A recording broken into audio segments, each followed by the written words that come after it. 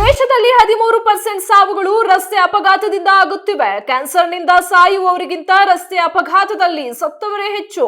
ಹೀಗಾಗಿ ಹೆದ್ದಾರಿಗಳಲ್ಲಿ ಪಾಲಿಟ್ರಾಮಾ ಸೆಂಟರ್ಗಳ ಸ್ಥಾಪನೆ ಅಗತ್ಯವಿದೆ ಎಂದು ಸಂಸತ್ ಬಜೆಟ್ ಅಧಿವೇಶನದಲ್ಲಿ ಬೆಂಗಳೂರು ಗ್ರಾಮಾಂತರ ಸಂಸದ ಸಿಎನ್ ಮಂಜುನಾಥ್ ಪ್ರಶ್ನೆ ಮಾಡಿದ್ದಾರೆ.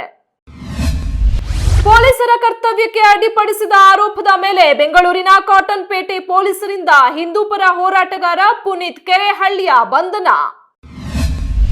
ಕೆಎಸ್ಆರ್ಟಿಸಿ ಬಸ್ ಟಿಕೆಟ್ ದರ 15% ರಿಂದ 20% ಏರಿಕೆಗೆ ಸಾರಿಗೆ ನಿಗಮಗಳಿಂದ ಸರ್ಕಾರಕ್ಕೆ ಪ್ರಸ್ತಾವನೆ ಸಲ್ಲಿಸಲಾಗಿದ್ದು, ಮುಖ್ಯಮಂತ್ರಿ ಸಿದ್ದರಾಮಯ್ಯ ಸಭೆ ನಡೆಸಿ ಇದರ ಬಗ್ಗೆ ಅಂತಿಮ ತೀರ್ಮಾನ ಕೈಗೊಳ್ಳಲಿದ್ದಾರೆ.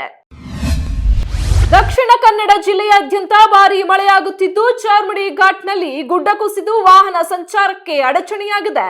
ದಕ್ಷಿಣ ಕನ್ನಡ ಜಿಲ್ಲೆ ವ್ಯಾಪ್ತಿಯ 10ನೇ ತಿರುವಿನಲ್ಲಿ ರಸ್ತೆಯ ಮೇಲೆ ಗುಡ್ಡ ಕುಸಿದ ಪರಿಣಾಮ ಸಂಪರ್ಕ ಕಡಿತಗೊಂಡು ಚಾರ್ಮಡಿ ಘಾಟ್ನಿಂದ ಕೊಟ್ಟಿಗೆಹಾರದವರೆಗೆ ವಾಹನಗಳು ನಿಂತಲ್ಲೇ ನಿಂತಿದ್ದವು.